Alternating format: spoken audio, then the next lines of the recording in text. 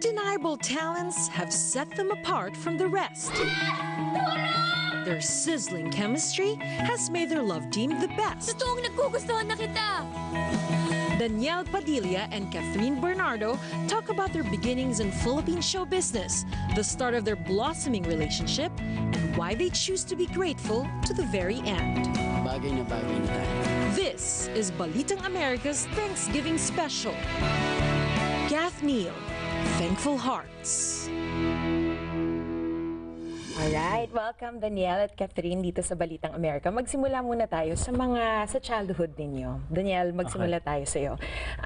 You're no stranger to, living a tough life. Parang, 3 years after you were born, your father was imprisoned, yung actor na si Romel Padilla. What was that like for you and your family? Gaano kahirap ang sitwasyon na ito para sa inyo? Ako wala. Kasi hindi ko naman alam eh. Hindi ko naman naiintindihan yung ganun. Pero, nung ganun edad ako, bumibisita na ako sa kanya. Tapos, tsaka nung alam ko, nung nakulong na si Airpods, hiwalay naman na sila ni Mama. Kasi hindi naman talaga ako parang sobrang iniwanan ni Airpods eh. Hindi naman yung parang iniwan niya ako ng 3 ako, bumalik siya nung 12 na ako. Hindi ganun. Parang ever since nagkikita kami naman. Kunyari, every month, magkikita kami isang beses, kunyari, mga 5 beses sa isang taon, magkikita pa rin kami. Pero hindi yung talagang hindi nakikita. So, hindi naman talaga ako parang nawalan ng Airpods or something. So, hindi ako talagang na-rebelde or anything. Kasi hindi naman kailangan gumanon-ganon. How would you describe Carla Estrada as a mother? How thankful are you? Because this is a Thanksgiving special. No? Let's talk about being thankful. How thankful are you that Carla is your mother? Siyempre ako papasalamat dahil maganda kasi sa Airmats ko siya parang lalaki yung Airmats ko parang rock and roll yun So parang talaga naging Airpods na rin siya. Namin, magkakapatid talagang takot kami dun kahit kami ng dalawa kong yung mas bata kong kapatid, lalaki din kasi. So hindi lulusot yung mga kalokohan nyo? Hindi, pag ako pinagalitan, tapos si JC umawat, pati siya masasampal. Ito lang siyang ginagawa. Tapos niya, tama, pak, isa ka pa, ganun. Para alam mo, umawat ka na nga lang, nasampal ka pa.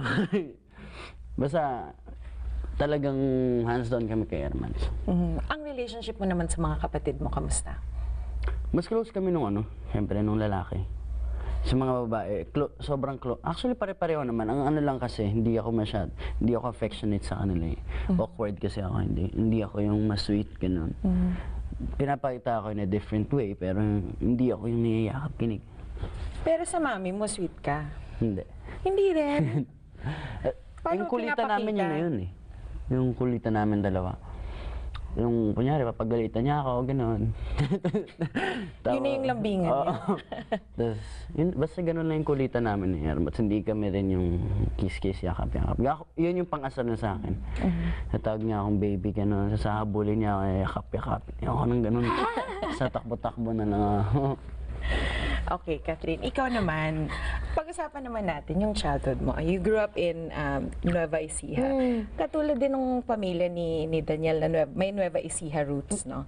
But let's talk about your childhood. I mean, describe for us yung pagpapalaki ng mga magulang mo sa inyo at mga kapatid mo. Normal lang kasi nag-aaral ako. Usually ako yung batang school tas bahay. Yung simple lang. Hindi ako masyadong makulit. And ano ba? Sheltered, would you describe your upbringing as sheltered? Maitim na makintab. Siguro, medyo.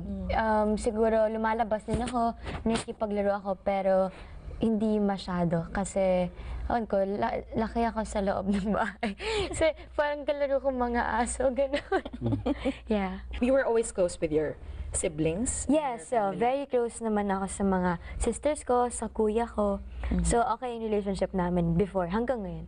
And when you moved to Manila, hindi naman culture shock for you from living in the province? Hindi naman kasi bata 7 pa rin ako, parang di ako aware sa mga nangyayari pa. Lately na lang ako nalalaman ko ano talaga yung nangyayari sa mga tao. Pero nung pumunta ako dito, wala, nag-aaral lang, na-enjoy ko lang siya. Okay. Okay. Alright, so pag-usapan naman natin ang showbiz. Ikaw, Daniel, ang una mong role, may minor role ka sa Gimmick noong 2010, di ba? Kapareha mo pa si Julia. Nung pumasok ka sa set, ano ba, parang prepared ka ba? Pinaghandaan mo talaga? Padilya ako, kaya ko to. Before Confident. kasi workshop muna. So medyo may mga idea ka na kung ano mangyayari. Pero mahirap umarte, syempre hindi ako marunong. So, awkward, tsaka gusto ko na umuwi. Pagkadating ko gusto ko na umuwi. Were you always into acting? No. O parang napilitan ka? Tingin mo? Dati, medyo, Sino pumilit? wala naman pumilit. Sumama din ako eh. Wala naman pumilit, ano lang. Hindi ko lang talaga gusto dati.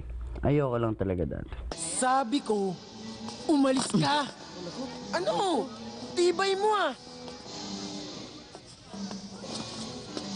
Pero marami nang nagsasabi sa mami mo na pag-artistahin mo yan. Oo, pag ano. Sabi, lagi ang sinasabi, mag-artista yan kaya na ganun. Nasa ko, oo lang ako, pero ayoko talaga. Kasi syempre, alam ko naman, nakikita ko naman sila mama. Nakikita ko naman yung airpods kung ano. So, hindi na bago. So, parang, ayoko, gusto ko maging basketball player. Ganun. Yun talagang gusto mo. Dati yun. Pero ngayon, Hindi na gusto ko na itong ginagawa. Masaya na ako. Mahal na mahal ko na ito eh. were your uncles such big influence on you? Lalo na let's say si Robin Padilla. Kasi talagang kilala kayo bilang magagaling na artista. Parang sa tingin mo na pass on yun sa'yo. Or pinag-aralan mo din kung paano sila umaarte. Hindi, wala nga akong pinapanood. Dati, alam ko lang yung mista eh. Yun ang alam kong palabas nila. Wala eh, talagang kaysa manood, lumalabas lang ako eh. Yun ang gawain ko talaga dati. And minsan ko lang naman din sila makita.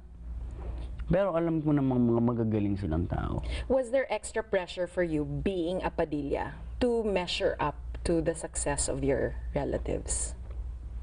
Hindi ko naman tinatansya eh. Wala akong tinatansya kung ano. Ako, ginagawa ko lang yung makakaya ko talaga. Kumbaga, ginagawa ko yung the best na pwede kong gawin. Yun lang. Wala naman akong tinatansya. Walang tansyahan. So you came into it as Daniel Padilla. This is me, regardless kung ano yung mga na-achieve ng pamilya ko. Siguro. Ikaw naman, Catherine, kasi you came into show business, your big break was Mara Clara. And of course, there was pressure also because, you know, the Miss Judy Ann Santos was who played your role. Was that something na pinag-isipan mo? Na-pressure ka ba noon? Of course, nandun yung pressure naman sa lahat. Pero, nung binigay yung project na yun, hindi mo na yung pag-iisipan, parang go, ganun na yung napili ka. So, yun yung naging big break talaga, Mara Clara with Julia Montes. And nagtuloy-tuloy na. Sama-sama na tayo sa impyerno. Baka walang hiya mo talaga. That is a coveted role. Papa, how did you bag it? How did you prepare for it? Siguro wag mo siya masyadong isipin and ayokong lagay sa isip ko na kailangan kong tapatan yung original. Kasi classic yun, wala kang magagawa. Hindi mo yun kayang tapatan yung anything. Basta kami, nagtulungan lang siguro kami ni Julia. Instead na magpagalingan kami, nagtulungan kami para maging maganda yung outcome. And yeah, nangyari naman siya. Tinanggap ng tao, kaya yun, masaya kami. Did you guys expect yung parang immediate rise to fame ninyong dalawa? No. I mean, in your wildest dreams, inisip niyo ba yan? Of course, lahat ng tao dream naman na, sana ganyan-ganyan. Pero, for me, unexpected talaga yung mga nangyayari hanggang ngayon. So, yun.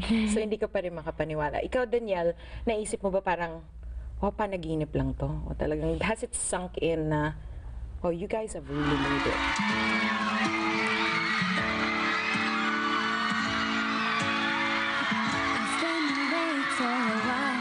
Masaya, oo. Masaya lang siguro. Pero hindi naman kailangan maging mayabang para din. Dapat lang maging masaya at maging thankful. Yun lang yung kailangan. You don't let it get to you, yung fame, the concept of fame. Sa akin, hindi talaga, ewan ko, Wala okay lang parang masaya lang ako ngayon.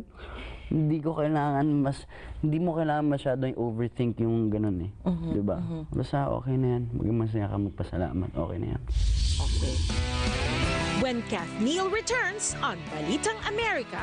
Meron bang like at first sight? Wala. Usapang kiligan naman.